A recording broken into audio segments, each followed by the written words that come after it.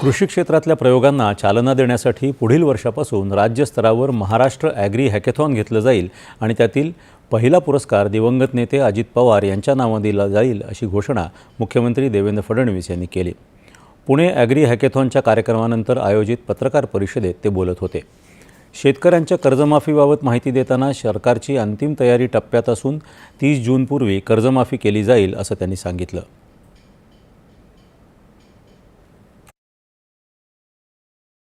कर्जमाफीच्या संदर्भातली आमची तयारी अंतिम टप्प्यामध्ये आहे। या संदर्भात कॅबिनेट सब कमिटीची बैठक झालेली आहे। काही अधिकची माहिती आम्ही मागवली आहे, ती आल्यानंतर आम्ही ही प्रक्रिया सुरू करू।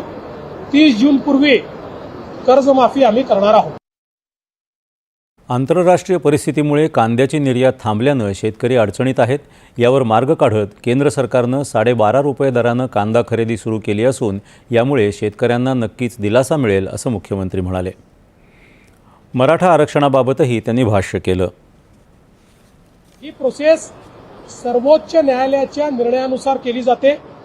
त्याची कमिटीही सर्वोच्च न्यायालयाने तयार केली आहे, त्याचे निकषही सर्वोच्च न्यायालयाने तयार केली आहे। त्या समितीला पूर्ण स्वायत्तता सर्वोच्च न्यायालयाने दिली आहे। ते काही राज्य सरकार त्याच्यामध्ये हस्तक्षेप करू शकत नाही। त्यामुळे त्या नियमानुसार कमिटी व्हॅलिडिटी देखील करते आणि सातारा गॅझेटचा जो काही या ठिकाणी संबंध आहे, आपल्याला माहिती आहे हैदराबाद गॅझेट दिल्यानंतर त्याची केस ही आता माननीय उच्च न्यायालयामध्ये चाललेली आहे। अजून त्या केसचा निकाल लागलेला नाही।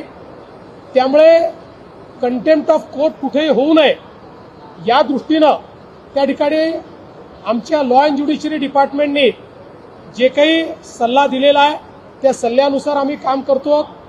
कुठेही मराठा समाजाकरता आम्ही केलेल्या योजना स्लो केल्या नाहीत, बंद केल्या नाहीत, उलट अधिक ताकदीनं आम्ही त्या चालवतो।